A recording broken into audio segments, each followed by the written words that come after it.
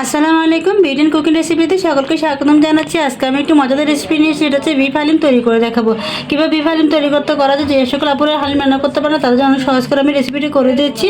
তো বলতে চলুন কী কী লাগছে তৈরি করতে আমার রেসিপিটি। বন্ধুরা, চুলা আমি একটু হাঁড়ি বসিয়ে দিয়েছি, দিয়ে হাঁড়িটা গরম হয়ে গেছে। এবার একটু আমি সয়াবিন তেল দিয়ে দিব। আমার হালিম রান্না করতে যতটুকু আমার সয়াবিন তেল লাগছে ততটুকু আমি তেল দিচ্ছি এখানে। বন্ধু, চুলোর তেলটি গরম হয়ে গেছে। এখানে বড় সাইজে দুটি পেঁয়াজ কুচি করে নিয়েছি। অর্ধেকটা পেঁয়াজ আমি এখানে দিয়ে দিব কষানোর জন্য, আর অর্ধেকটা পেঁয়াজ আমি রেখে দেবো ব্যবস্থা করার জন্য। আমি পেঁয়াজটা একটু হালকা একটু ব্রাউন কালার করে নিব। ঠিক আছে, এখানে 1 চামচ আদা 1 চামচ রসুন বাটা অ্যাড করছি, দিয়ে আবার একটু মিশিয়ে নিচ্ছি। এখানে দিচ্ছি আমি স্বাদ মতো লবণ দিয়ে দিচ্ছি, যতটুকু আমার হালিম রান্না করতে লাগবে লবণটা দিয়ে দিলাম, দিয়ে আবার নিয়ে দিচ্ছি। কিছু এখানে মশলা অ্যাড করবো, শুকনো মশলা দিব। আমার রাঁধুনি হালিমের মধ্যে প্যাকেটের মশলা ছাড়া একটু আলাদা মশলা দিয়ে ওটা টেস্ট আসে, সেজন্য আমি সামান্য একটু আদা মতো মরিচের গুঁড়ো দিয়ে দিচ্ছি। এখানে দিয়ে দিচ্ছি আমি 1 চামচের মতো হলুদের গুঁড়ো, এই চামচের মাপে। আবার দিয়ে দিচ্ছি আমি আধা চামচের মতো গরম মশলা গুঁড়ো দিয়ে দিচ্ছি এখানে। ধনিয়া জিরে গুঁড়ো দিয়ে দিচ্ছি সামান্য পরিমাণে, দিয়ে একটু ভালো করে মিশিয়ে দিচ্ছি। হালকা একটু পানি দিয়ে যাতে নিচে লেগে না যায়। মশলাটা আমি কষিয়ে নিব। সামান্য একটু দারচিনি দিয়ে দিচ্ছি, যেহেতু গরু মাংস দিয়ে রান্না করবো আমি হালিমটি। এবার এখানে আমি কিছু টমেটো, একটা ছোটো সাইজে টমেটো কুচি করে নিয়েছি, দিয়েছি টমেটো কুচিটা। এখানে দিয়ে দিচ্ছি একটা টমেটো একটা প্যাকেট নিয়েছি আমি টমেটো সসটা দিয়ে দিচ্ছি এখানে,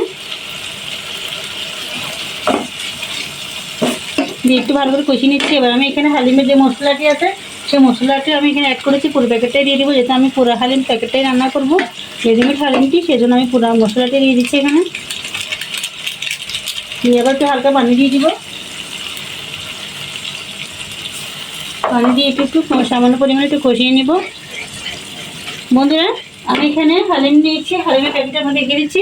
হালিমটি এটি হচ্ছে রেডিমেড হালিম, আপনার দোকানে এটি পাবেন, যে কোনো মুচির দোকানে। এটি হালিমটি আমি আধা ঘন্টার জন্য গরম পানি দিয়ে ভিজে রেখেছি একটা বাটিতে, যেটা আপনাকে দেখিয়ে দিব।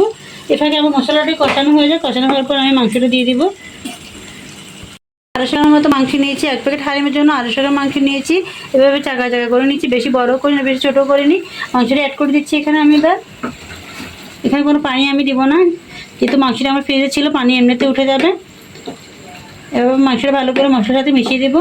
মিশিয়ে আমি একটু ঢাকনা দিয়ে রেখে একটু কষানো পর্যন্ত, একটু নরম হওয়া পর্যন্ত আমরা অপেক্ষা করতে হবে। ঢাকনা দিয়ে রেখে দিলাম। দিচ্ছিলাম কাঁচামরিচগুলো অ্যাড করে দিচ্ছি এখানে আমি। আপনারা যদি ঝাল বেশি খেতে পছন্দ করেন মরিচ একটু বাড়িয়ে দিবেন, আর কম খেলে মরিচটা কম দিবেন। এবার আমি হালিমের সাথে মাংসটি কষিয়ে নিব কিছুক্ষণের জন্য।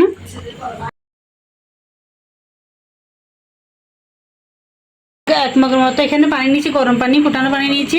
এই ঠান্ডা পানি দেওয়া যাবে না, হালিমের মধ্যে গরমই দেওয়ার চেষ্টা করবেন। পানিটা দিয়ে দিচ্ছি আমি, আর পানি দিব 1 মগ দিলে আমার পানিটা হালিমটা রান্না হয়ে যাবে। ভালো করে পানির সাথে আমি মিশিয়ে দিচ্ছি।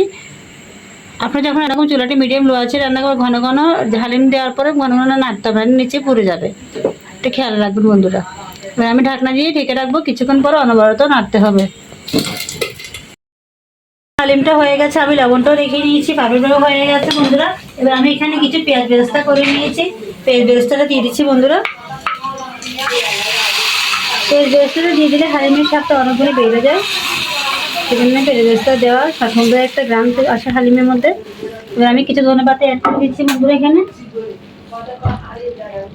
ধন্যবাদ দিচ্ছি। হালিমটা অনেকটা টেস্ট হয়েছে, আপনারা আমার রেসিপি দেখে একবার করে ট্রাই করবেন। তো বন্ধুরা, যদি ভালো লাগে থাকে এটা লাইক দেবেন, কমেন্ট জানাবেন কেমন হয়েছে। আর যারা এখন আমার চ্যানেল নতুন রয়েছে, চ্যানেলটি সাবস্ক্রাইব করেনি, আপনাদের কাছে রিকোয়েস্ট হলে চ্যানেলটি সাবস্ক্রাইব করে দেবেন, পাশে থাকা বেল আইকনে ক্লিক করে নতুন ভিডিওগুলো আপনার ভিডিও শুনে চলে আসা। যারা পেজ থেকে অবশ্যই ফলো করবেন। তো বন্ধুরা, দেখাবো নতুন করে ভিডিও, সে ভালো থাকবেন। আল্লাহ হাফেজ।